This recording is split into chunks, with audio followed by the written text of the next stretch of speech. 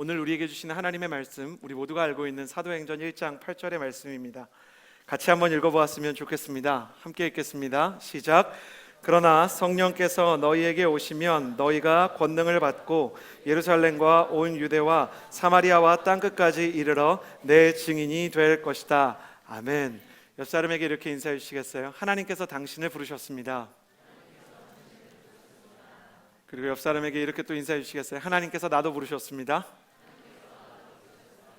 유튜브를 보고 있는 분들을 위해서 우리 목소리로 축복해 주셨으면 좋겠습니다. 하나님께서 너도 부르셨습니다. 유튜브로 함께 영상에 참여하고 예배드리고 계시는 1000명의 샤이 CH 플러스를 또 초청하는 마음입니다. 저희 예배는 매 주일 저녁 5시 반에 해화역 4번 출구에서 가까운 한성 아톨 2층에서 매주 예배하고 있습니다. 아직도 혼자 영상을 보면서요, 교회에 대한 혹은 그 영적인 망설임과 혹은 지난날의 기억 때문에 공동체에 오시기를 주저하시는 여러분, 한 번 더 용기를 내셔서 주님께서 함께 하시는 공동체에 나와 함께 예배했으면 좋겠습니다. 오늘은 성장통의 마지막 시간, 제목은 꼭 거룩하게 살아야 할까라는 제목으로 은혜를 나누고자 합니다. 저를 따라해 주시겠어요? 꼭 거룩하게 살아야 할까? 네, 쉽지 않은 주제죠. 열심히 일한 당신 떠나라 라는 유명한 광고 카피가 있었습니다. 당시 당신의 능력을 보여주세요 라는 카피로 유명했던 카드사를 비롯해 여러 카드 회사들이 메인스트림을 형성하고 있을 때 도전자로 카드 시장에 뛰어든 도전자 카드 회사가 어떻게 하면 사람들의 마음을 사로잡을 수 있을까 고민하다가 카피 하나를 기가 막히게 만들었는데, 제가 이 카피를 오래 기억하는 것은 카피 자체도 좋지만 만드신 분이 저희 온누리교회 성도님이시기 때문입니다. 열심히 일하는 당신 떠나라. 이 카피가 지금도 2002년에 만들어진 카피거든요. 지금도 우리한테 회자되는 것은요 벌써 17년째죠. 아마도 우리 모두가 떠나고 싶은 때가 있어서 그런 게 아닐까 생각이 됩니다. 우리도 도망치고 싶고 떠나고 싶을 때가 많이 있죠. 시험 공부를 안 했는데 시험 시간이 다가올 때, 정말 안 맞는 사람과 소개팅을 하는 자리에서, 그리고 나를 괴롭히는 직장 상사가 있는 그 부서에 출근해야 될 때, 좁은 길 저쪽에서 다른 길로 셀 수도 없는데 헤어진 남자친구가 나를 향해 걸어오고 있을 때 달아나고 싶습니다. 일상에서뿐만 아니라 영적인 삶 속에서도 우리가 달아나고 싶다는 생각을 할 때가 있습니다. 신앙생활하면서 교회에서 섬기는 일을 하다가 지쳤을 때, 매주 교회에서 만나는 사람들 중에 마음에 맞지 않는 사람들이 있을 때, 그리고 거룩하게 살아야 한다는 부담감을 느끼게 될 때, 우리는 내가 신앙이랑 뭔가 맞지 않은 것 같다, 하나님을 떠나서 좀 혼자 있고 싶다 라는 생각을 하게 되는 것이죠. 그 중에서도 특별히 여러분은 거룩함이라는 단어에 대해서 어떻게 생각하십니까? 거룩함, 마음에 드시나요? 거룩함이 무엇일까요? 거룩함은 이런 걸까요? 20대 때 캠퍼스에서 공부를 하는 학생이 막 성경책 끼고 절대로 음란한 것도 보지 않고 절대로 비속어도 쓰지 않고 절대로 술도 먹지 않고 오직 말씀과 기도로만 살아가면서 일반적인 사람들과 어울리지 못하고 이렇게 사람들이랑 얘기하려 그러면 우리의 삶을 한번 같이 나눠볼까? 막 이렇게 얘기하는 그런 게 거룩함일까요? 그 거룩함이 아니라 믿지 않는 사람들에게 때로는 거북함이 될 수도 있죠. 19세기의 영국의 영적인 지도자였던 J.C. 라일은 거룩함은 눈에 보이는 것이 아니라 습관적으로 하나님과 한 마음을 가지려는, 같은 마음을 가지려는 사람의 태도를 의미한다. 하나님이랑 같은 마음을 가지려는 사람의 마음. 거룩한 생각이란 성경을 근거로 개인의 일과 사회적인 사건을 판단하려는 생각이고, 거룩한 마음이란 하나님이 사랑하시는 것을 사랑하고 미워하시는 것은 미워하는 마음이다. 거룩한 삶이란 거룩한 생각과 마음에 따라 실제로 행동하며 순종하는 삶이다. 말은 굉장히 길게 썼는데 한 문장으로 줄이면 거룩함이란 예수님을 닮아가는 것입니다. 예수님을 닮아가는 것, 예수님의 마음, 예수님의 생각, 그리고 예수님의 힘으로 살아가는 것. 문제는 뭐냐면 예수님을 닮아가는 게 너무너무 어렵다는 것이죠. 제가 처음으로 예수님을 만났던 건 18살 때 일이었습니다. 처음에 예수님을 만나고 하루하루가 너무너무 행복했거든요. 이 중에서도 처음 예수님이 살아계시다는 것을 확인하고 복음에 대한 감격이 처음 찾아왔던 그날을 잊지 못하는 분들 많이 계실 겁니다. 처음에는 너무너무 행복했어요. 너무 많이 울어가지고 길가에 있는 가로등들이 눈물 때문에 다 번져 보였어요. 남녀가 어울려 다니면 옛날에는 뭐 자기들만 연애하면 뭐 이게 과시하는 건가 이랬는데 무조건 쌍쌍이 같이 교회 가고 중보기도 하는 것처럼 느껴지고, 그리고 술 취한 사람을 보면 정말 뭐 영상에 나오는 것처럼 아저씨 술 드시면 안 돼요, 예수님 믿으셔야죠, 그러다가 뺨을 맞아도 정말로 즐거웠었어요. 그런데 두 달쯤 지났을 때 점점 불편하기 시작했어요. 예수님을 만나고 한 2달간은 정말 첫사랑에 빠진 남자처럼 매일매일 행복했는데 2달이 지나니까 너무너무 뭔가 불편한 게 있는 거예요. 하나님이 나를 사랑해 주시는 것도 좋고 위로해 주시는 것도 좋고 예배도 좋은데, 하나님이 미래의 비전과 소망을 주시는 것도 좋은데, 주님과 자주 만나다 보니까 뭔가 주님과 내가 안 맞는 부분이 있어요. 주님을 닮아가는 것, 주님과 교제하는 게 너무너무 어려운 거예요. 왜 어려운가? 제가 이번 설교를 준비하면서 18살 때 적어두었던 노트를 발견했습니다. 그때 제가 이런 단어를 썼더라고요. 거룩 알레르기. 주님을 닮아가는 거룩이 부담스러운 증상을 제가 거룩 알레르기라고 적어두었어요. 그리고 제가 정리해둔 18살의 기억입니다. 첫 번째 이유는 뭐였냐면 주님과 내가 너무 다르다. 너무 달라요. 저만 달랐던 게 아니라 평생 예수님을 닮아가기로 작정하고 그 삶을 원했던 사도 바울도 이렇게 이야기합니다. 로마서 7장 24절에서 25절 말씀 같이 한번 읽어볼까요? 시작. 오호라 나는 곤고한 사람이로다. 이 사망의 몸에서 누가 나를 건져내랴. 내 자신이 마음으로는 하나님의 법을, 육신으로는 내가 하나님을 닮고 싶고 하나님을 따르고 싶은데 실제로 나의 삶, 나의 의도와 달리 나의 삶은 자꾸만 하나님이 싫어하시는 것들을 하게 된다. 마음으로는 우리와 하나님이 이심전심이면 좋겠어요.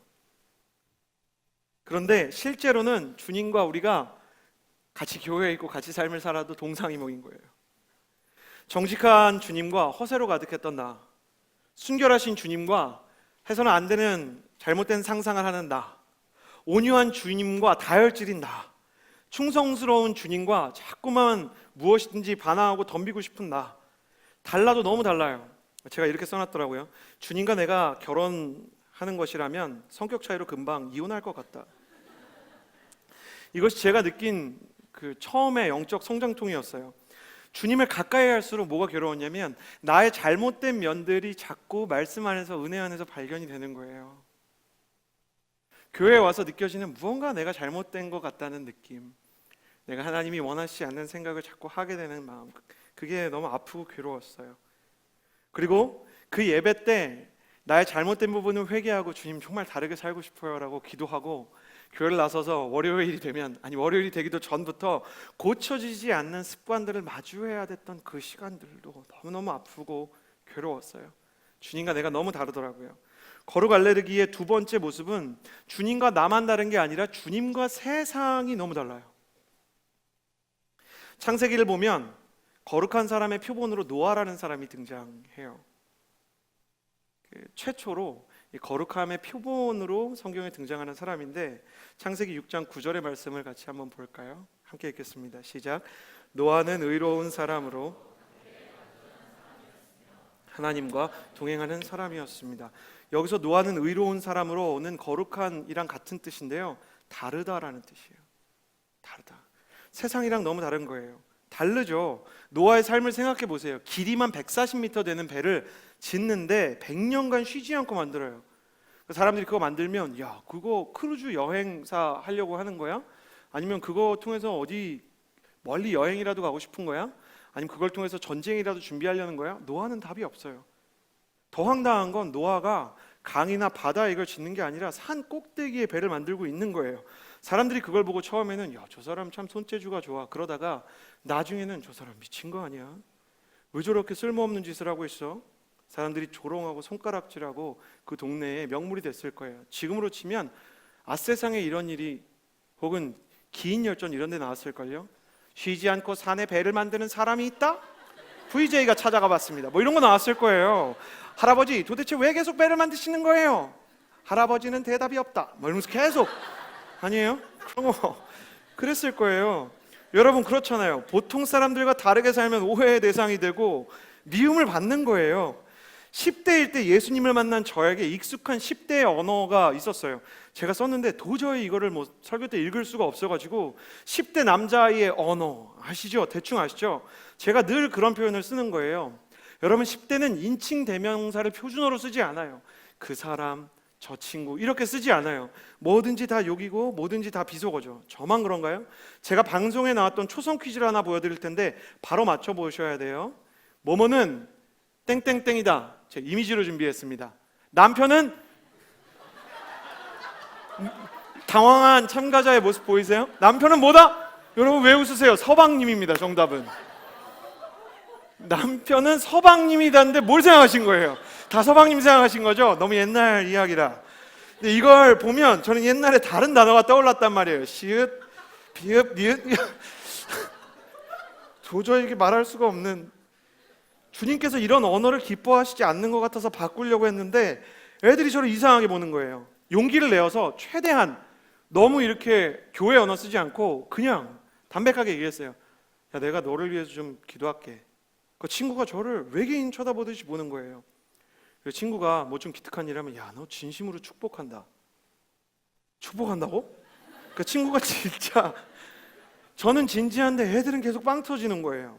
두 타입으로 나눠졌는데 간지럽다고 오그라든다고 저를 막 욕하는 웃는 친구가 있었고, 진지하게 나는 교회 싫어하고 하나님 싫어하니까 그런 표현 나한테 쓰지 말라고 얘기하는 친구도 있었어요. 그때 처음으로 예수님을 닮아가는 게 진짜 쉬운 일이 아니구나.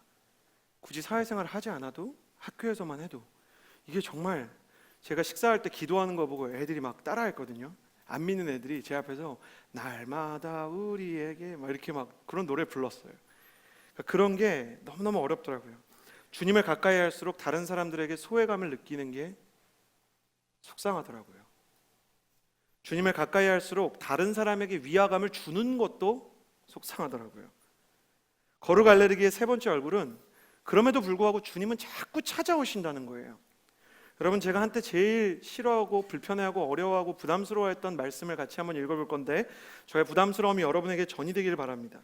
시편 139편 7절에서 9절입니다. 읽어볼까요? 시작. 내가 주의 영을 떠나 어디로 가겠습니까?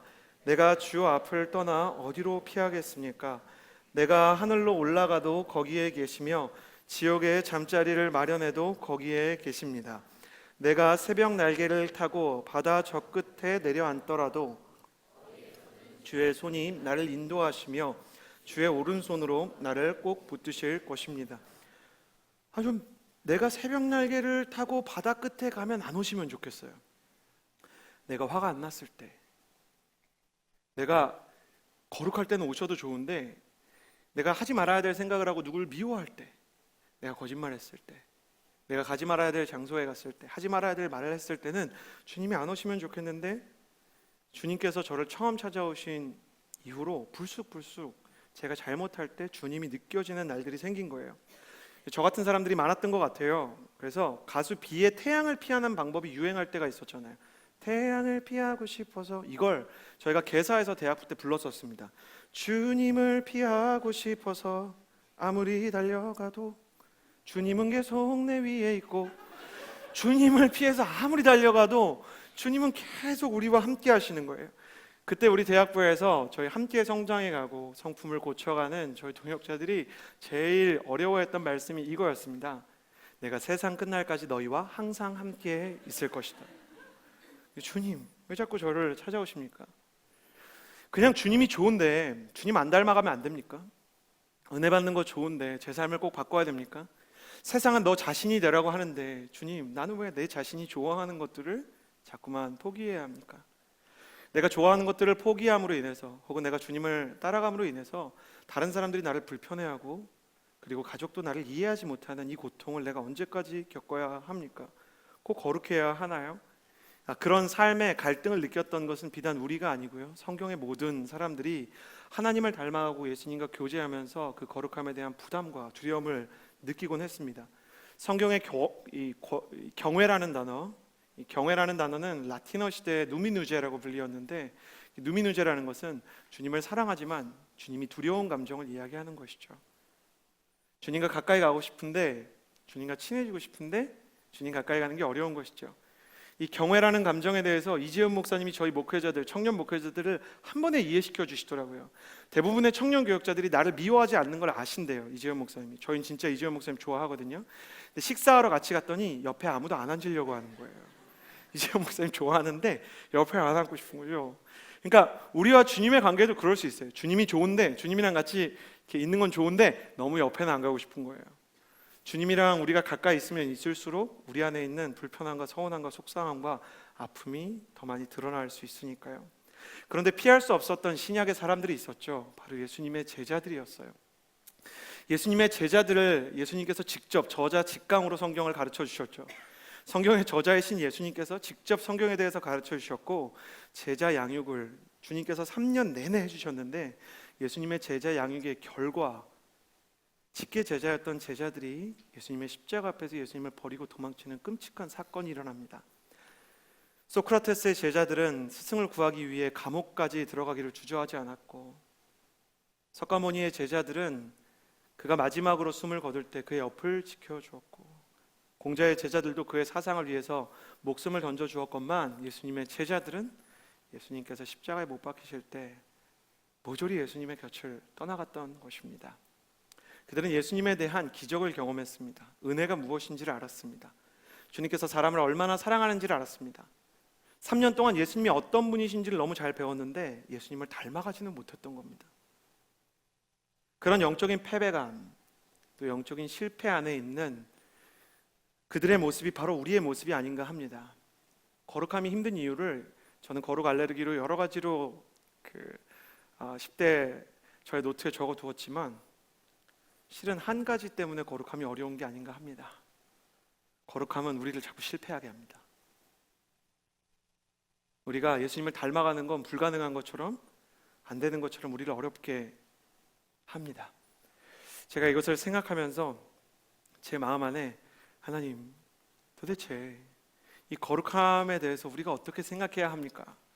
정말 깊이 생각하고 싶은데, 저희 집이 장판이 불량이 나서 이 장판을 전부 다 뜯어서요, 새롭게 공사를 해야 되는 상황에 처하게 됐어요. 그래서 시공사에서 저희 장판 다 갈아줄 테니까 숙박업소에 좀 가 계세요. 근데 숙박업소에 갔는데, 어디라고 얘기하긴 그렇지만 막 하수구도 막히고 침대에도 막 이렇게 시트가, 침대 매트리스가 막 이렇게 여기저기 눌려 있고, 결정적으로 조명 버튼을 아무리 눌러도 조명 버튼이 안 꺼지고, 꺼졌다 싶으면 그 다음에 한 번 더 눌러서 다시 켜지고, 너무너무 짜증이 나는 거예요.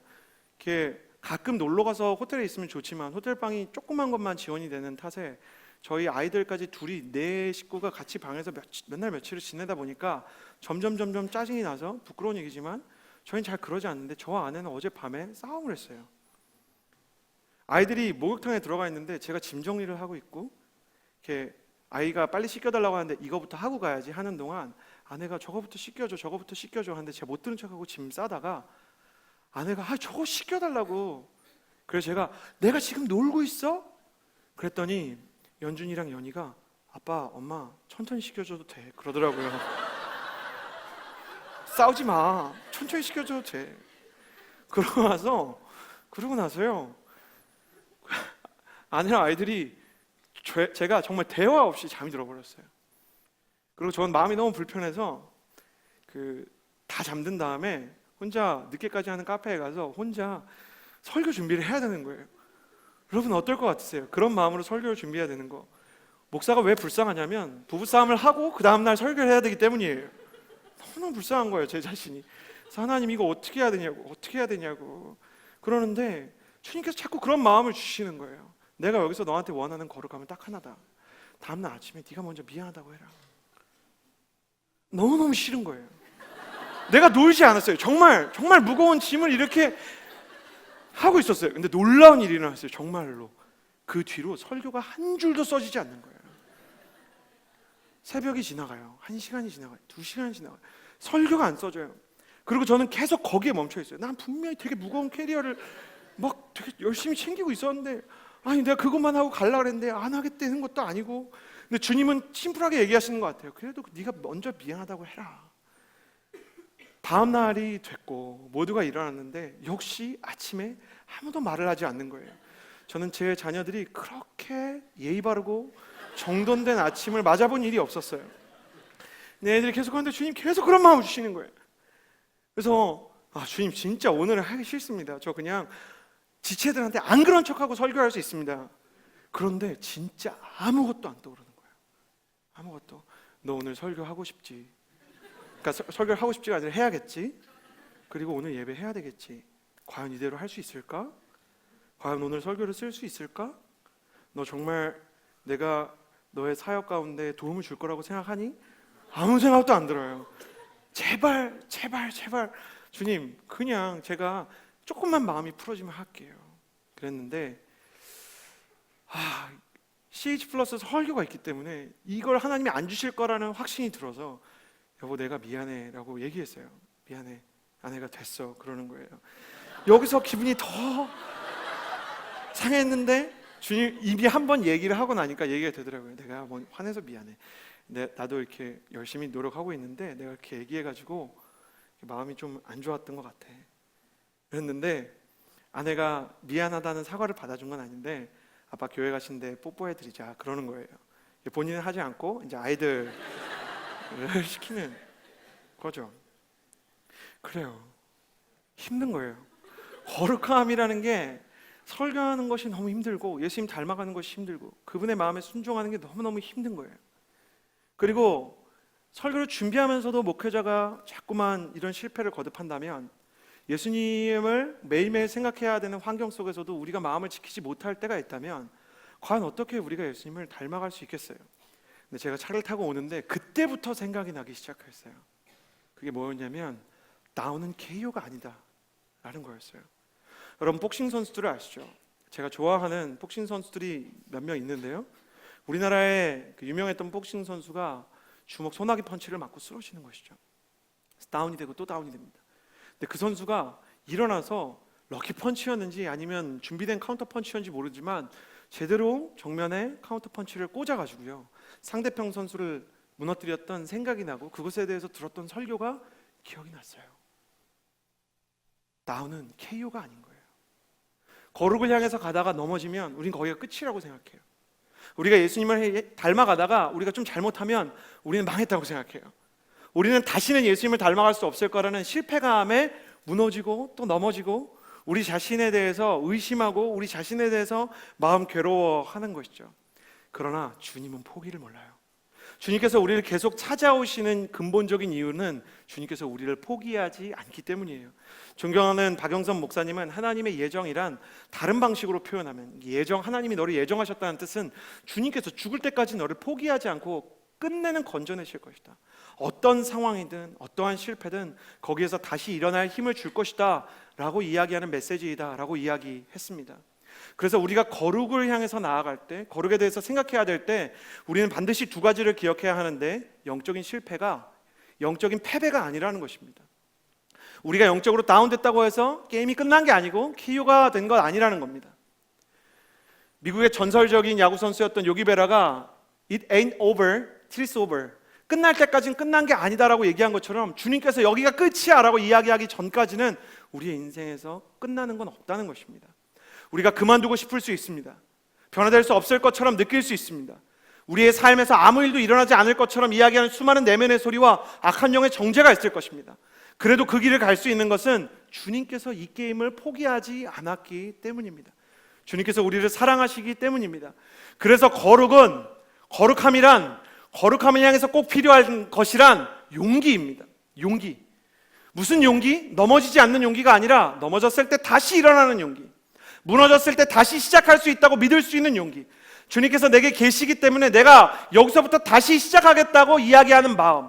어떤 사람들의 이야기와 달리 구원이나 성령 충만은 단일회적인 사건으로 우리의 인생 전체를 변화시키는 것이 아니라 점진적으로 우리의 삶을 변화시키기 때문에 초대교회부터 지금까지 우리는 주일마다 모여서 새롭게 다시 일어날 계기를 마련하는 것입니다. 이 말씀을 듣는 모든 자들에게 하나님의 은혜와 믿음이 있게 되기를 바라는데, 이 시간, 이 말씀을 듣는 이 시간, 영상으로든 이 자리에서든 여러분 다시 시작할 수 있는 거룩한 용기가 임하게 되기를 주님의 이름으로 축복합니다. 패배한 제자들에게, 넘어진 제자들에게, 다운된 제자들에게 부활하신 예수님께서 찾아오셔서 정죄하지 않으시고 그들에게 이 유명한 말씀을 해주셨죠. 우리가 처음에 읽었던 사도행전 1장 8절의 말씀 같이 한번 읽어볼까요? 시작. 그러나 성령께서 너희에게 오시면 너희가 권능을 받고 예루살렘과 온 유대와 사마리아와 땅끝까지 이르러 내 증인이 될 것이다. 이 거룩한 증인에 대한, 왜 주님 거룩함이 필요합니까? 라는 이 거룩함이 왜 필요한지가 사도행전 1장 8절 안에 담겨 있습니다. 좀 이상하지 않나요? 사도행전 1장 8절에는 거룩이라는 단어가 나오지 않아요. 그런데 사도행전 1장 8절을 명확히 이해하면 거룩이 왜 필요한지를 알게 돼요. 내 증인이 되리라. 주님께서 이렇게 말씀하셨어요. 증인이 될 것이다.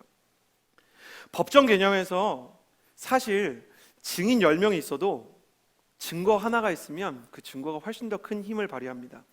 사람들이 저 사람이 다 10사람이 저 사람이 저 여자를 죽였어요 이렇게 얘기를 했어요. 저 남자가 이 여자를 죽였어요. 그런데 다른 남자의 집에서 이 여자의 피가 묻은 흉기와 지문과 이 사람이 찍힌 CCTV가 있으면 사람들의 증언은 의미가 없는 거죠. 심지어 이 사람이 사람을 살해하는 장면이 담긴 영상이 있다고 생각해 보세요. 증거가 훨씬 더 큰 개념입니다. 그래서 저는 신학을 처음 배울 때 주님께서 왜 증인을 남기셨을까가 좀 의아했습니다. 증거를 남기시지 얼마나 좋아요. 사시사철 하늘에 미세먼지가 있건 없건 나 예수만이 참된 구원자다 이렇게 써 있으면 각 나라의 말로, 아니 이러면 얼마나 좋겠어요. 우리나라에는 예수만이 참된 신이다, 북한에는 주님만 신이시라고 이렇게 써 있으면 얼마나 좋습니까? 근데 그렇게 안 써 있단 말이에요. 그리고 주님께서 성경을 이렇게 펼쳤을 때 막 홀로그램으로 예수님께서 하신 일들이 막 초자연적으로 이렇게 발생하게 하면 얼마나 좋았겠어요. 크리스천들이 아울리치를 갈 때 비행기를 타고 가는 게 아니라 일본까지 그냥 남해에서 부산에서 걸어가기 시작하면 바다가 갈라지면 모두 다 아울리치를 가려고 하겠죠. 그런데 예수님은 그런 증거가 아니라 증인을 남기기로 작정하셨어요. 왜 증인이냐? 복음의 결론이 증거가 아니라 증인에 의해 결정되기 때문입니다. 이게 무슨 얘기냐? 우리가 로마서를 읽다 보면 마지막 장인 16장에서 많은 사람들의 이름이 기록된 것을 봐요. 저는 과거에 로마서를 읽을 때 영적인 원리와 논리에만 집중을 했기 때문에 앞에 나와 있는 우리가 죄인이고 왜 예수님이 필요하고 예수님께서 무슨 일을 하셨고 그래서 예수님을 믿을 때 성령이 임하시면 어떤 일이 일어나는지에 대한 원리 파악을 하는 게 너무너무 관심사였어요. 그래서 로마서 16장이 이렇게 좀 재미가 없었어요. 왜 사람 이름만 계속 나오면 막 족보 같은 거 나오면 우리가 큐티하기 어렵잖아요. 그런데 주님께서 특별히 이 복음의 정수를 다루는 로마서 16장에 사람 이름을 적어주셨어요. 사도 바울이 복음으로 동역했던 사람들, 사도 바울을 통해 예수님을 믿은 사람. 왜 그러한가? 복음의 결론은 사람이기 때문이죠. 사람을 남겨야만 복음이기 때문이에요. 사람의 삶이 변하고 사람이 예수님을 믿고 그 사람의 영혼과 성품과 인생이 변화되어야만 진짜 복음의 능력이 증거되는 것이기 때문에 단순히 예수님을 믿고 죽으면 천국 가요가 아니라 예수님을 믿으면 인생에서부터 이런 일이 일어나서 천국에서 그것이 완성됩니다를 보여주기 위해서는 반드시 사람이 남아야만 했어요. 목회자들이 가끔 나는 지금 왜 이 사역을 하는 것일까? 내가 지금 뭘 하고 있는 것일까? 회의가 될 때가 있습니다. 플러신학교의 목회상담학 교수 데일 라이언이라는 사람은요, 목회 전반에서 목회자와 평신도 사역자들에게 사역 이후 보편적으로 허무함이 찾아올 수 있다라고 얘기했습니다. 많은 사역자들과 또 많은 평신도들, 리더십들 그리고 목회자들에게 숨기고 있지만 그들이 큰 사역이 끝나고 영적인 공허와 허기와 허무함을 느낄 때가 있다는 거예요. 그런데 이 논문에서 이 공허와 허무함 때문에 외도를 하고 잘못된 일탈 행동을 하고 잘못된 돈의 횡령 같은 일을 일으킨 사람과 건강하게 이 허무함과 번아웃과 자신의 인생에서 에너지를 쏟아부었던 것들에 대해 재충전을 마련하는 사람의 차이점을 연구를 했는데 그게 뭐였냐면 그들이 사역 이후에 제자를 남기고 사람을 남겼다면 자신이 제자라고 생각했던 사람들의 성장과 변화에 의해 하늘로부터 위로를 받는 것을 우리가 관찰할 수 있었다. 그래요. 사람이에요. 사역은 지나가도 사람이 남는 것이죠. 예수님도 사람을 남기고 싶어 했어요. 오병이어는 지나갔어요. 치유의 기적도 위대한 것이지만 지나갔어요. 이 오병이어와 치유의 기적은 위대한 것이지만 제자들이 예수님을 끝까지 쫓아가게 하는데 기여하지를 못했어요. 그러나 제자들이 변화되었기 때문에 오병이어와 예수님의 치유의 기적이 예수님의 성품과 오늘날 우리를 향한 인생의 원리로 다시 재해석될 수 있는 계기를 마련하게 된 거예요. 사람이 없으면 복음이 없는 거예요. 복음이 있다면 사람도 있어야 되는 거예요. 그렇기 때문에 주님께서는 사람을 남기고 싶고 증인을 남기고 싶었어요. 왜 증인이 필요한가? 영원히 예수님이 살아있을 수 있는, 영원히 예수님의 마음과 예수님의 일과 예수님의 마음이 삶 가운데 사람들 가운데 재현될 수 있는 방법이 이 시대에 예수 그리스도를 닮은 크리스천들을 남기는 일이었기 때문이에요. 우리가 예수님을 배워가고 예수님을 알아가는데 가장 큰 역할을 하는 건 사람이에요. 우리는 사람을 통해 예수님의 온기를 느끼고 사람을 통해 예수님의 말씀을 듣고 사람을 통해 예수님의 일들을 경험하게 되는 거예요. 사람 때문에 마음이 상할 때도 있고 사람 때문에 힘들 때도 있지만 하나님은 그래도 사람을 사용하기를 원하세요. 근본적으로 매우 간단한 이유인데 주님께서 처음부터 사람을 사랑하시고 창세기부터 당신의 사역에, 당신의 비전에, 당신의 꿈의 파트너로 우리 사람을 부르셨기 때문이에요. 하나님이 사람을 믿으신다는 사실, 하나님께서 사람을 선택하셨다는 사실, 하나님이 사람에게 기대한다는 사실, 그 자체가 좀 이상하게 느껴집니다. 불안하게 느껴집니다.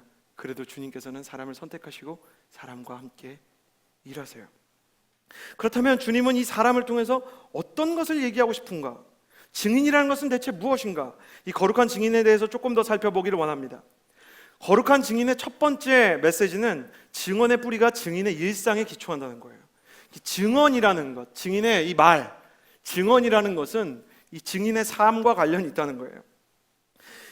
우리가 법정에서 증언한 증인이 평소에 알코올 중독이 있었다든지 범죄 이력이 있었다면 증인이 아무리 그럴듯한 정황과 개연성을 갖추고 용감하고 담대하게 증언을 해도 판사나 배심원이나 검사나 변호사에게 공격을 받게 돼 있죠. 당신은 알코올 중독이 있지 않습니까? 그날도 술을 마시지 않았습니까? 당신이 과거에도 위증을 한 전력이 있지 않습니까? 당신의 주변 사람들이 당신이 정직하지 않은 사람이라고 얘기하더군요. 공격을 받으면 증언이 사실이어도 증인의 신뢰성 때문에 증언이 무너지게 됩니다. 두 번째, 모든 목격자가 증인이 되는 것은 아닙니다. 차를 타고 길을 다니다 보면 간혹 새벽에 교통사고의 목격자를 찾는 그 경찰의 현수막을 발견할 수가 있죠. 사고를 당한 입장에서나 가해자로 몰린 입장에서나 목격자의 증언이 간절히 필요한 사건들이 있는데 목격자가 있다고 해도 목격자가 다 증인이 되는 건 아니에요. 목격자와 증인은 다른 개념입니다. 모든 증인은 목격자지만 모든 목격자가 증인일 수는 없는 거죠. 우리도 크리스천이지만 두려움에 사로잡혀서 목격자의 자리에서 증인의 자리로 나아가지 못하는 경우가 많아요. 내가 예수 그리스도를 경험했다고 해도 예배 가운데 감동과 치유를 경험하고 예수님이 진짜라고 믿었다고 해도 다른 사람에게 예수님을 전하는 것은 전혀 다른 차원의 문제입니다. 아까 제가 학교에서 얘기했듯이 학교에서 친구야, 내가 너를 위해서 기도할게. 야, 진짜로 축복한다. 제가 예수님을 믿었을 때 믿기 전과 믿은 후에, 그러니까 고등학교 2학년 여름방학 때 제가 예수님을 처음으로 믿었는데 제가 고등학교 2학년 때 예수님을 만나기 직전에 학교에 여자친구가 있었어요. 그리고 만난 뒤에도 여자친구가 있었는데 여름 수련회를 갔다 와서 예수님을 믿고 제일 처음 했던 일은 뭐였냐면 그 여자친구한테 복음을 전하는 거였어요. 자기야, 예수님이 너를 너무너무 사랑하셔서 너를 위해서 몸짓고 피 흘려 구원을 이루셨고 예수님을 믿지 않으면 영원한 죽음과 지옥에 갈 수 있어. 너는 꼭 예수님을 믿어야 돼. 전 진짜 열심히 기도하고 금식하고 얘기한 건데 그 얘기를 2번 듣고 여자친구가 저한테 헤어지자고 얘기하더라고요. 너무너무 괴로운 거였어요. 그리고 주님이 계신 거 알지만 너무너무 속상한 나머지 공원 벤치에 앉아서 이렇게 기도했어요. 다시는 내가 사람들한테 복음 전하지 않을 겁니다. 별거 아니지만 그때는 너무너무 상처가 됐어요. 아니, 내가 예수님을 믿어서 저 사람한테 이렇게 오해를 받게 되다니, 내가 제일 좋아하는 사람한테 이렇게 미움을 받게 되다니. 이 친구가 저한테 편지를 써서 헤어지자고 얘기했는데 종교에 너무 미친 것 같아서 너가 너무 부담스러워.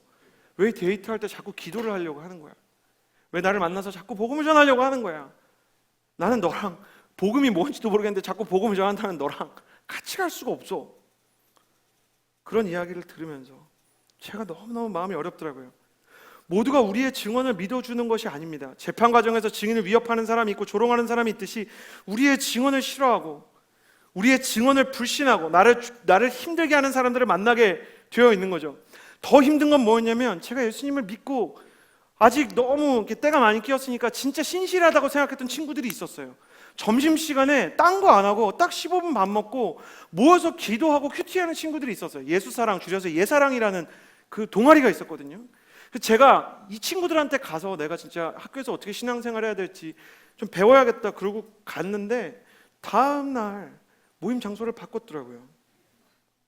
그러니까 학교에서 제가 너무 이렇게 그런 쪽이랑 어울리지 않으니까 제가 이 친구들을 공격하러 왔다고 오해하고, 저는 진짜 예수님 믿으려고 간 건데, 저는 진짜 예수님이 좋은데 이 친구들은 제가 싫은 거죠.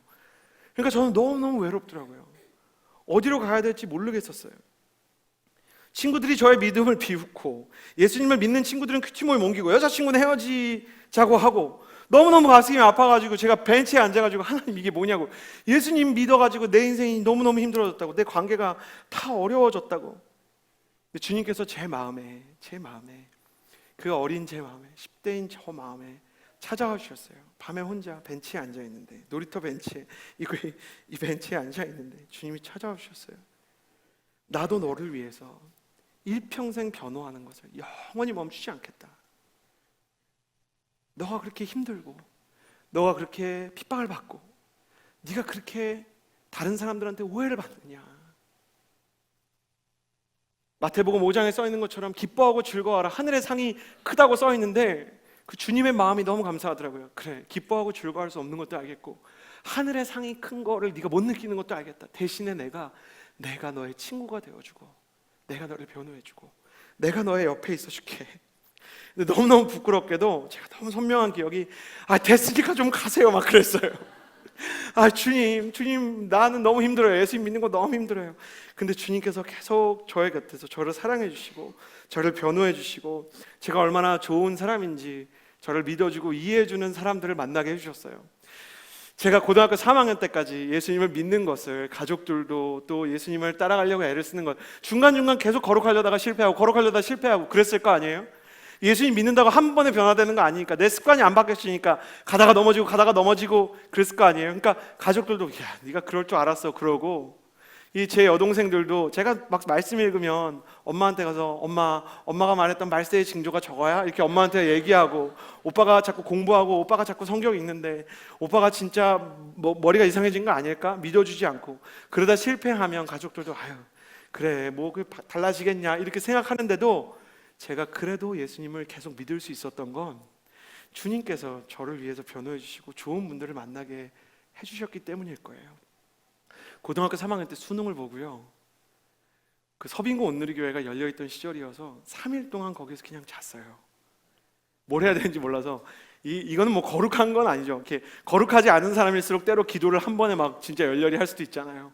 근데 기도하는데 설교 준비를 하러 이렇게 본당에 오셨던 목사님이 제 몰골을 보고, 제가 막 씻지도 않고 막 이렇게 방언 기도하고 그러니까 저한테 와가지고 갑자기 아무도 없는데 이렇게 두리번 거리시더니 내 이름이 무엇이냐 그러더라고요. 내가 귀신 들렸다고 생각한 거였어요. 성경에 나오는 것처럼 축기 연습을 해봐야겠다라는 생각을 하셨대요. 그래서 너 이름이 무엇이냐? 그래서 제가, 이 목사님이 뭐 하는 거야? 그러고 얘기를 했어요. 제가 이러이러한데 제가 예수님을 닮고 싶은데 대학 어떻게 해야 될지 모르겠고 뭘 전공해야 될지도 모르겠고 주님이랑 잘 지내고 싶은데 사람들이 날 믿어주지는 않고 제가 주님이랑 잘 지내고 싶은데 그래서 막 울었더니 맞은편에 있는 상가에 가서 맛있는 음식을 사주시는 거예요. 그랬더니 목사님이 굉장히 감동하시고 많이 우셨어요. 이럴 수 있구나, 이런 친구가 있구나, 참 목회하는 보람이 된다. 나는 너 귀신 들렸다고 생각했는데 그게 아니고 너가 진짜 예수님 닮고 싶어서, 예수님 조금 더 친해지고 싶어서 여기서 진짜 몇 날 며칠을 기도했단 말이니. 그래서 막 너무 감격스러워하면서 주님께서 너를 사랑하신다 그랬는데, 그게 저한테 저를 지지하시는 하나님의 음성처럼 들렸어요. 그래서 신학을 하고 주님께 부르심을 받아서 목회를 하고 지금도 전도하러 갈 때마다 저는 망설임이 있고 두려움이 있고 이렇게 마음 가운데 괴로움이 있고 불편함이 있어요. 여전히 연약함이 있지만 그래도 복음을 전하게 되는 것 같아요. 왜냐하면 주님이 저를 변호해 주셨기 때문에.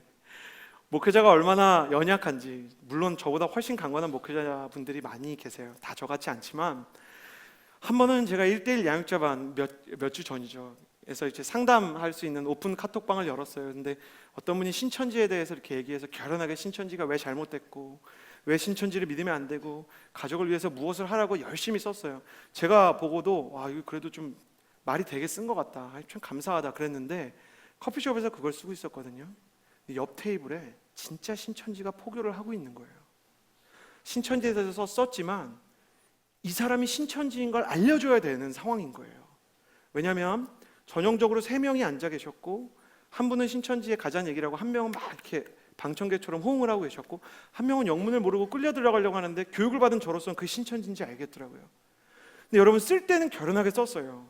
순모임 할 때처럼 막 썼다고. 신천지 가면 안 돼요 뭐 얘기하는 거 뭐 어렵습니까? 근데 진짜 신천지가 옆에 있는데 생판 모르는 사람한테 가서 이 사람들 둘이 신천지예요, 이 사람은 신천지로 당신을 데려가려고 하는 메인 전도자고 이 사람은 이 사람한테 양육받는 잎사귀라는 사람이에요. 잎사귀 역할, 그러니까 열매를 바치는 잎사귀 같은 역할로 불러요. 거기서 잎사귀인데 얘네 둘 얘기 따라가면 신천지 가는 거예요. 그렇게 얘기를 하려고 그러는데 못하겠는 거예요. 문명사회에서 시민교양을 생각할 때 어떻게 전혀 모르는 사람한테 가서 여기는 신천지예요 라고 말을 해요. 그리고 그랬다가 제가 온누리교회 목회자인 게 발각이 되고 막 이러면 교회가 어려우면 어떡하지 별 생각이 다 드는데 제가 너무 고민하다가 너무 급하게 너무 생각 없이 리더십방에 기도해달라고 상황을 올린 거예요. 상황을 올렸을 때 후회가 됐어요. 아무도 몰라야 안 할 수 있는 건데 이게 알면 목회자가 해야 되는 거죠. 그러니까 올렸을 때 제가 약간 위트 있게 나 신천지 이거 얘기해야 될 것 같은데 한 대 맞지 않게 기도해달라 그랬더니 우리 세 가족 순장이 뭐라고 썼냐면 목사님 한 대 맞으셔도 해야 됩니다 이렇게 쓰는 거예요. 자기 일 아니라고. 아니 그 친구 정말 궁금해요. 본인도 한 대 맞으면 할 수 있는지. 나중에 제가 꼭 신천지 이렇게 데려가고 싶어요. 같이 이렇게 신천지 깨는데 근데 막 다 기도하겠습니다 그리고 진짜 기도하고 있다고 개인 메시지 날라오고 때는 늦은 거예요. 이제는 안 하면 온 공동체의 패배가 되게 생긴 거예요. 그래서 하나님 너무너무 힘들다고 어렵다고 그리고 기도하고 밖에 나갔다가 화장실 가서 그 칸막이 잠그고 기도하고 사실 기도하면서 무슨 생각을 했냐면 저를 용서해 주세요. 집에 제발 돌아갔어라. 내가 다시 돌아갈 때 꽤 오래 기도했어요. 그리고 돌아갔는데 여전히 그 자리에서 신천지로 유도하고 계셨어요. 가는 거예요. 이 사람은 신천지입니다. 이 사람은 잎사귀고 이 사람이 지금 가자고 하는 성경 공부에 가면 지금 이야기하고 있는 본문들, 비유들 전부 전형적인 신천지입니다. 한 번 다 기록해서 인터넷에 찾아보십시오. 제 전화번호를 드릴 텐데 제가 연락받고 신분 알려드리겠습니다. 저는 목회자인데 누구신지 모르겠지만 이 지역 교회 다니시고 같은 교회 다니는 세 분 같은데 제가 볼 때 이분들 목회자한테 얘기해야 됩니다. 그러고 이렇게 얘기를 했는데 이분들도 그런 상황이 생길 거는 예상을 못했는지 그분들도 저를 그냥 쳐다보고 계시고 저는 이렇게 돌아서 가는 거죠. 그리고 이 사람은 이제 뭐가 이상하니까 이제 이 모임이 이제 흩어지게 되고 저는 진짜 뒤를 돌아서 걸어가면서 뒤에서 날 쫓아오면 어떡하지? 막 별 생각이 다 들었었어요. 아는 것과 이야기하는 것이 너무 다른데 주님은 증인으로 우리를 부르셨어요. 네가 가야 된다는 얘기예요. 너가 얘기해 주지 않으면 이 재판에는 소망이 없다는 거예요. 네가 지금 나의 이야기를 해주지 않으면 나의 이름이 전파될 길이 없다는 거예요. 제자들한테 증인의 사명을 맡겼어요. 근데 제자들은 어땠냐면 사도행전의 이 이야기를 듣고도 마가의 다락방이라는 데에 꽁꽁 숨어갖고 못 나가요. 밖으로 못 나가요. 이 사람들이. 나는 이 모습을 보면 제자들이 얼마나 거르기 힘들고 얼마나 예수님 전하는 게 힘들고 예수님 닮아가는 게 얼마나 힘든지 이해가 돼요. 난 예수님처럼 못해요. 난 예수님처럼 복음 전하고 예수님처럼 사람들을 위해서 헌신하고 사랑하고 난 그런 거 못해요. 마가의 다락방은 망설임의 자리인 거예요. 예수님을 부인했던 제자들이 도망쳤던 갈릴리 바닷가가 실패의 자리였다면 마가의 다락방은 영광의 자리가 아니라 망설임의 자리인 거예요. 제가 여러분한테 이 카톡 쓰고 막 망설였듯이 계속 망설이는 거예요. 거룩한 일을 해야 돼 말아야 돼, 해야 돼 말아야 돼, 계속 망설이는 자리인 거예요. 그러나 주님이 주시는 거룩한 증인의 가장 중요한 세 번째 메시지가 있어요. 첫 번째 메시지는 증언에 뿌리는 증인의 일상에 기초한다. 두 번째, 모든 목격자가 증인인 것은 아니다. 근데 이 앞에 걸 기억하지 못해도 가장 중요한 건 뭐냐면 그리스도께서 우리를 믿으신다는 거예요. 믿으시기 때문에 나한테 그 일을 맡겼다는 거예요. 믿으시기 때문에, 주님께서 나에게 기대하시기 때문에, 주님의 소망이 나이기 때문에. 여러분, 믿음, 소망, 사랑 세 가지는 영원히 있을 거라 그랬어요. 영원히 있다는 것은, 성경에서 영원이라는 건 하나님의 성품이죠. 하나님의 믿음도 영원히 있고, 하나님의 소망도 영원히 있고, 하나님의 사랑도 영원히 있는데, 누구를 향한 믿음이냐? 나를 향한 믿음이고, 누구를 향한 소망이냐? 나를 향한 소망이고, 누구를 향한 사랑이냐? 나를 향한 사랑인 거예요. 예수님이 사람을 선택하셔서 너희를 통해서 내 복음이 전파되어야 한다, 다 도망쳤던 제자들을 다시 불러가지고 이들에게만 나타나시고, 로마의 왕국이나 예수님을 죽였던 사두개인과 바리새인에게 나타나지 않았던 건, 내가 너희에게만 내 모습을 드러낸다라고 했던 건 주님께서 그 사람들만 믿은 거예요. 그 사람들한테 모든 소망을 다 건 거예요. 주님은 적당히가 없어요. 그냥 올인이에요. 생명도 올인, 선교도 올인, 주님께서 사람을 믿으시는 믿음도 그냥 다 올인인 거예요. 다 그냥 믿으시는 거예요. 처음부터 제자들을 선택한 건 주님이었지, 제자들이 예수님을 선택한 게 아니었어요. 예수님께서 제자를 불러주셨어요.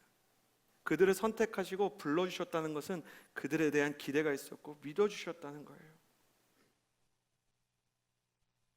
우리가 신앙생활을 하면서 가장 힘든 것은 우리 자신을 믿기가 너무 힘든 거예요. 앞서 이야기한 것처럼 바뀌지도 않고 맨날 똑같은 실수를 반복하는데 예수님을 닮기는 뭘 닮아? 예수님을 쫓아가긴 뭘 쫓아가? 심지어 사도 바울도 고린도전서 2장 3절에 고린도로 가면서 마음이 어땠는지를 썼는데, 내가 여러분에게 갔을 때 나는 연약하고 두렵고 떨리는 가운데 있었습니다. 아니, 성령 충만한 사람 아니었어요? 아니, 성령 충만 경험했잖아요. 근데 두려운 게 어디 있어? 성령 충만하면 안 두려워야지. 아니, 성령 충만한데 뭘 연약해? 성령 충만한데 왜 망설여? 원어로 보면 내가 갈까 말까 고민했대요. 아니, 성령 충만한 사람이 고린도 가는데 왜 망설이냐고. 왜냐하면 그 전에 사도 바울의 고백을 보면, 고린도에 가기 전에 사도 바울이 복음 전하다 돌에도 맞고 핍박도 받고 사람들한테 이단이라고 손가락질도 받고 오해받고 하나님의 일을 하는데도 다른 사람들이 자꾸 욕하고, 사도 바울이 그런 상황 속에서 내가 지금 하나님이 원하시지 않는 일을 하는 건가? 하나님은 내가 이렇게 어려운데 왜 나를 내버려 두실까? 그런 상황에서 성령님은 고린도에 가라는 마음을 주시는 거죠. 고린도는 번성한 도시요, 상업이 발달하고 거대 종교 문화도 있고 철학과 상업이 융성한 대도시인데 방탕함이 지나치고 예수님을 믿는 사람들에 대한 핍박과 비아냥과 공격이 심한 도시였어요. 그러니까 돌에 맞아서 몸도 아프고 오해를 받아서 마음도 아픈 사도 바울이 선교를 하기에는 답이 안 나오는 곳이에요. 두렵고 떨리는 마음이죠. 스스로를 믿을 수가 없는 거예요. 우리가 자신을 믿을 수 없기 때문에, 하나님을 안 믿어서가 아니라 나를 못 믿기 때문에 주님을 닮아가는 거룩함이나 증인으로서의 삶을 포기하게 됩니다. 그런데 사도 바울이 그 길을 간 것은 주님께서 사도 바울을 믿어주셨기 때문이에요. 너무너무 힘든 때가 있었어요. 내가 나를 데리고 사는 게 너무 힘든 거예요.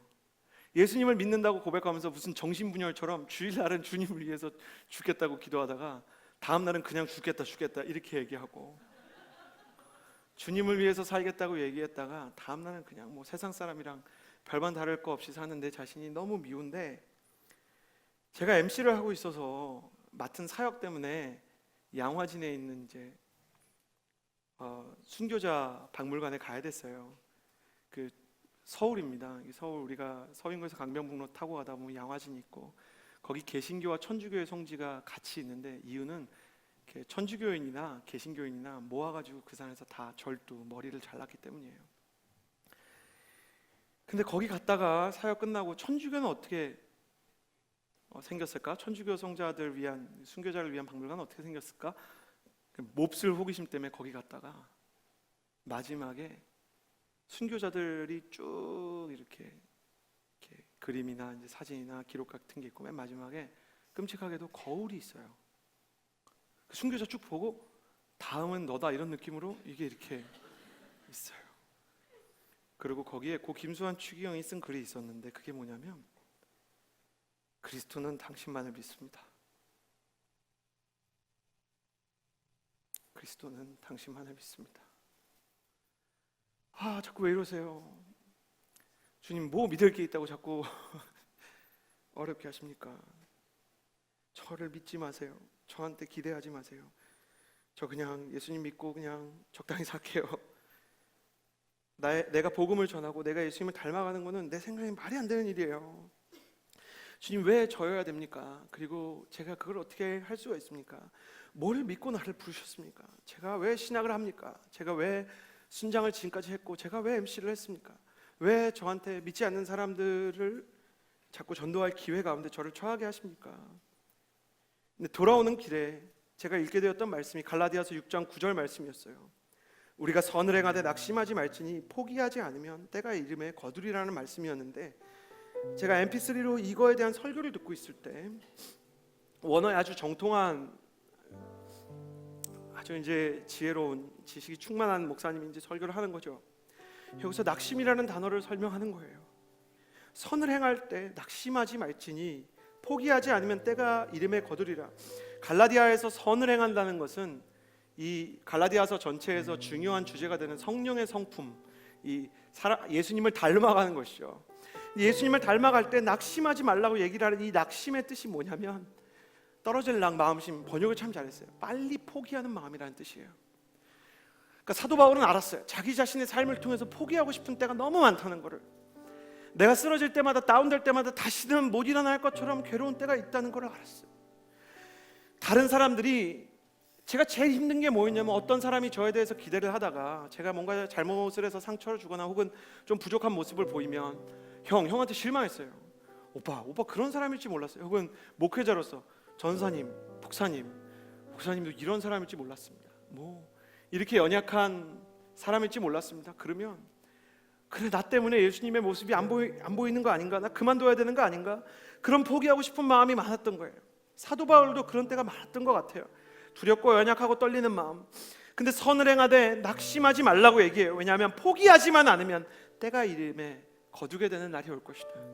주님께서 너를 믿으시고 너를 여기까지 이끌어 주셨기 때문에, 네가 지금 예수님을 닮는 그 이상에서 보면, 그 완성에서 보면 너무너무 예수님이랑 공통분모가 없는 사람인 것 같지만, 그런 사람인 것 같지만 주님께서는 너를 이끌고 계시다고 믿고 동의하는 믿음 안에서 다시 일어나야 된다. 중간에 말씀한 것처럼 거룩은 용기예요. 다시 일어나는 거예요. 다시 예수님을 닮아가기로 작정하는 거예요. 일어나기 싫은 마음을 뒤로 하고, 예수님을 닮아갈 수 없을 것 같은 내가 느끼는 감정들을 뒤로 하고 일어나는 거예요. 주님께서 나를 이끌어 주시고 여기까지 인도하셨고 앞으로도 인도하실 것을 믿으면서 그렇게 가야만 증인이 세워지고 예수님의 모습이 드러나고, 그것을 통해서만 예수님의 복음이 전파되기 때문에, 복음의 내용을 말하는 것도 중요하지만 그 내용을 전달하는 사람이 예수님을 닮은 사람으로 살아가야만 설득력이 있기 때문에, 예수님 그 두 가지 일, 복음을 전하게 하는 용기와 그리고 다시 일어나 예수님 닮게 하는 그 일을 포기하지 않겠다고 말씀하시는 거예요. 예수님, 당신은 우리가 이렇게 힘든 걸 아십니까? 아세요. 너무 잘 아세요. 그래서 당신의 몸과 생명을 버려 성령의 임재가 있을 것을 약속해 주셨어요. 성령이 임하고 그분과 너희의 교제가 시작이 되면 너희가 나를 닮아가고 증인에 합당한 삶을 살 거라고 약속해 주셨어요. 여러분은 신앙생활이 힘들지 않습니까? 한 달 동안 성장통이라는 주제를 나누면서 여러분 마음속에 있는 하나님과 부딪히는 어떤 부분들, 내가 신앙생활을 하기 때문에 내가 포기해야 되는 것들, 그리고 내가 신앙생활을 하기 때문에 예수님과 다른 부분이 드러나서 괴로웠던 것들 때문에 신음하고 있지 않습니까? 그래도 성경은 말합니다. 다운된 건 끝이 아니다. 주님께서 너를 믿으신다. 그래서 낙심하지 말고 포기하지 말고 다시 일어나야 한다라고 이야기하고 있는 것입니다. 꼭 거룩하게 살아야만 합니까? 네, 꼭 거룩하게 살아야만 합니다. 거룩의 완성을 하지 못한다 할지라도 예수님을 닮아가려는 마음을 가져야만 크리스천이라고 이야기하는 것입니다. 나 자신을 뒤로하고 세상과 다른 길을 걷기로 작정하는 것이 너무 외롭고 괴롭고 힘들더라도 그것만이 주님을 온전히 만날 수 있는 길이고, 그것만이 복음이 온전히 전해질 수 있는 방식이고, 그것만이 주님이 우리에게 명령하시는 그분의 부탁이기 때문입니다. 여러분을 외면하지 않으셨던 주님을 기억하십시오. 여러분이 어떤 상황이라고 주님이 여러분을 외면하셨습니까? 여러분이 죄를 많이 지었다고 주님이 여러분을 사랑하지 않은 날이 있었습니까? 주님께서 나를 사랑하시기 때문에 나도 주님을 사랑해야 하는 것이고, 주님께서 나를 믿으시기 때문에 나도 주님을 믿을 수 있는 것이고, 주님께서 너희가 나를 닮아갈 수 있게 통로를 만들어 둘 것이다 라고 말했기 때문에 성령을 구하며 가야 하는 것입니다. 외롭고 힘들어도 나를 외면하시지 않으시는 주님, 나에게 올인하셨던 주님을 생각하며 그분을 외면하지 않고 기도하는 하나님의 사람이 되었으면 좋겠습니다. 같이 기도합시다.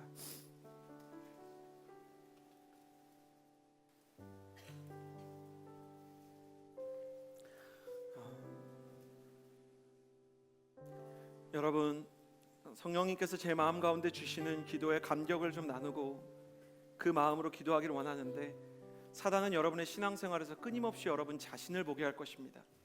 당신 자신의 연약함을 보고 너는 하나님을 닮아갈 수 없다고 이야기할 것이고, 당신 자신의 지나간 영적인 실패들을 떠올리게 하면 너는 이번에 다시 일어날 수 없을 것이라고 이야기하고, 뭐가 그렇게 달라졌냐고, 네 인생에서 뭐가 그렇게 예수님을 보여주고 있냐고 끊임없이 여러분을 정죄해서 낙심을 유도할 것입니다. 사단은 끊임없이 지금도 이렇게 말하고 있습니다. 마음아 떨어져라, 마음아 떨어져라, 포기해라, 다시 일어나지 마라. 너는 다운됐으니 이제 일어나지 못하고 이대로 살다 죽었으면 좋겠다, 여러분은 끊임없이 저주할 것입니다. 그러나 주님은 일어날 수 있다고 말씀하시고, 성령을 구하라고 말씀하시고, 완전하지 않아도 다시 일어나 영적인 싸움을 해야만 한다고 우리를 격려하고 계십니다. 나를 바라보게 하는 사단과 달리 주님은 주님을 바라보게 하십니다. 네가 어떠하기 때문에 네가 승리할 수 있는 것이 아니라 내가 너에게 약속했기 때문에 그 약속이 이루어질 것이고, 내가 너를 믿기 때문에, 내가 너를 소망하기 때문에, 내가 너에게 성령을 약속했기 때문에 내가 나의 거룩함을 이루리라 말하는 것입니다. 이 시간에 우리 자신의 마음을 드리는 표시로 주님, 내가 주님을 바라보고 다시 무너진 자리에서 일어나기를 원합니다, 성령의 충만을 구합니다 라고 생각하시는 분들 자리에서 일어나서 함께 기도합시다. 주님, 복음을 전해야 되는 사람이 있습니다. 나를 통해서 살아나야 하는 민족이 있습니다. 나는 선교하고 복음을 전하는 사람이 되고 싶고, 나의 주변과 나의 가족의 나를 통하여서만 예수님을 봐야 하는, 내가 증인으로 서야 하는 자리가 있습니다 라고 고백하는 분들 같이 일어나서 기도합시다. 이 시간에 기도하며 나아갈 때 두 손의 가슴에 대고 하나님께 이렇게 기도합시다. 주님, 성령을 부어 주시옵소서. 성령의 충만함을 경험하게 하여 주시고 포기하거나 낙심하지 않게 하여 주시옵소서. 사단의 거짓말을 뒤로하고 나 자신에게 집중하지 않고 주님께 집중하게 하여 주시옵소서.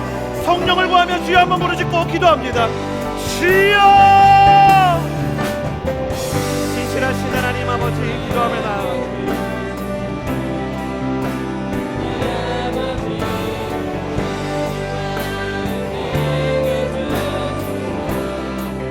주님께서 내가 거룩하니 너희도 거룩하라라고 말하셨습니다.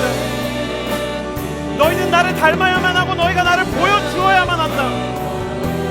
예수님을 바로 보여주는 사람, 예수님을 바라보게 하는 사람, 예수 바보들이 일어나야 합니다. 예수 바보 청년들이 일어나야 합니다.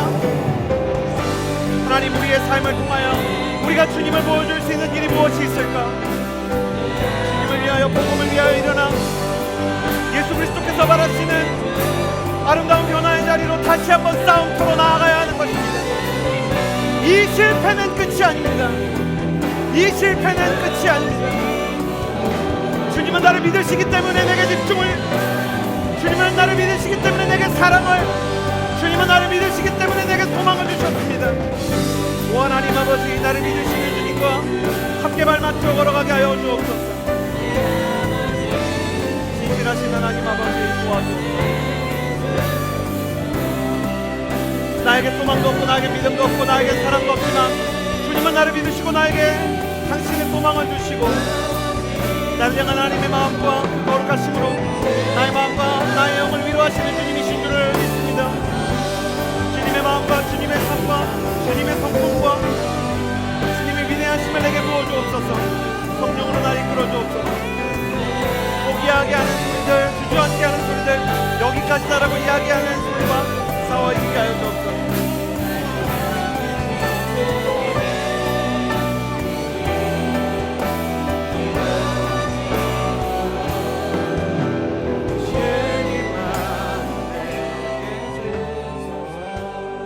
시간에 기도할 때 세상과 사단의 소리에 우리의 마음이 무너지지 않게 해달라고 기도할 것입니다. 사람들이 우리를 조롱하던 조롱하지 않던 주님께서 나와 함께 하심으로 말미암아 그들을 두려워하지 않게 하여 주시옵소서. 그들이 나를 칭찬하던 칭찬하지 않던 알아주던 알아주지 않던 사람들이 나를 오해하건 말건 나는 나에게 주신 하나님의 길을 걸어갈 수 있게 하여 주시옵소서. 하나님, 나는 나에게 주신 주님의 길을 따를 수 있는 용기가 있게 하여 주시옵소서. 주님을 바라보는 자들마다 주님께서는 용기를 주시고 주님을 바라보는 영혼들에게 성령님은 결단할 수 있는 힘을 주시는 줄을 믿습니다. 이 시간에 기도할 때 망설이게 하고 두렵게 하는 악한 영의 세력은 떠나갈지어다. 세상의 소리에 마음이 묶이게 하고 지나간 날들의 그 소리들의 마음이 함몰되게 하는 악한 영의 세력은 떠나갈지어다. 오직 주님으로 인하여 담대하게 하여 주시옵소서. 세상을 두려워하지 않게 하여 주시옵소서. 사단의 소리를 무시하게 하여 주시옵소서. 주여 한번 부르짖고 기도합니다. 주여! 진실하신 하나님 아버지 하나님께서 사람 한 사람에게 용기와 담대함과 거룩한 능력을 부어주시기를 간절히 소원합니다. 신실하신 하나님 아버지, 성령께서 부어주시는 능력으로 일어나게 하여 주시옵소서. 보라, 여호와 하나님은 나의 구원이시오 나의 반석이시니 내가 누구를 두려워하리요 내가 누구를 두려워하리요 말하였습니다. 거룩하신 하나님 아버지, 그 신실하신 주님의 마음과 주님의 성품과 주님의 성령을 주님께서 부어주시는 그 용기를 그 담대함을 힘입어 나아가게 하여 주시옵소서. 성령 하나님 오셔서 각 사람의 마음을 견인하여 주옵소서. 견인하여 주옵소서. 견인하여 주옵소서. 하나님 아버지, 아버지께서 부어주시는 은혜와 능력으로 말미암아 화해하게 하시고 사랑하게 하시고 포기하지 않게 하여 주옵소서. 나를 향한 주님의 사랑과 그 믿음, 나를 향한 하나님과 하나님의 사랑, 우리가 끊임없이 당신을 닮아가며 거룩한 백성으로 제사장으로 우리를 삼으신 주님의 뜻과 뜻을 우리가 이해하고 닮아가게 하여 주옵소서.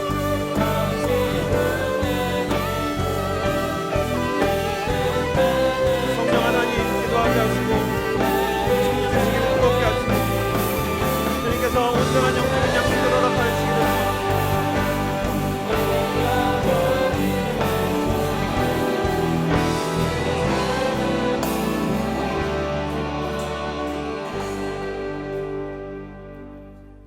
이 시간에 성령의 열매 중에 한 가지를, 여러분에게 필요한 것을 여러분이 마음 가운데 선택하고 붙잡고 기도하기를 바랍니다. 성령의 열매는 사랑과 희락과 화평과 오래 참음과 자비와 선함과 충성과 온유와 절제입니다.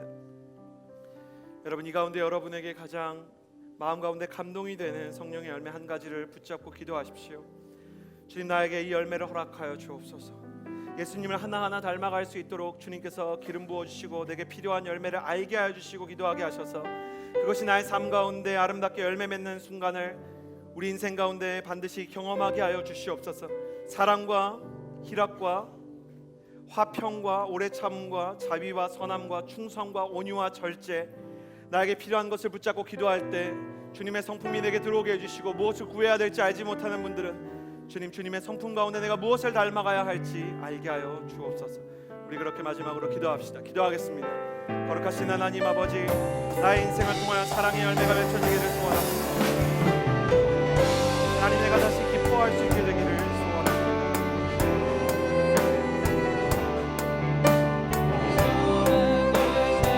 신실하신 하나님 아버지,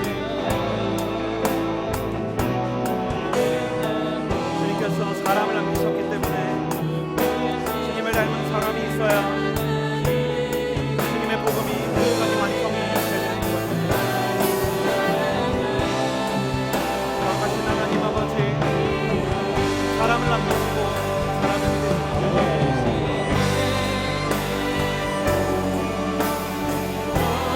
사역은 지나가도 사랑은 남는 것입니다.